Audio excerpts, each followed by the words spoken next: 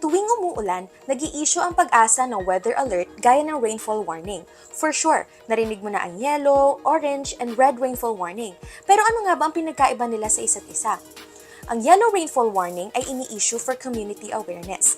It lets the public know na posible na ang pagbaha sa mga low-lying areas o mga lugar na malapit sa mga ilog.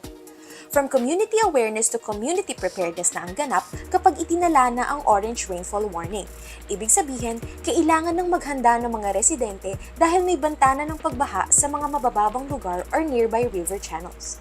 Itataas naman sa red rainfall warning kapag kinakailangan na ng community response, meaning dapat nang mag-evacuate dahil inaasahan na ang matinding pagbaha.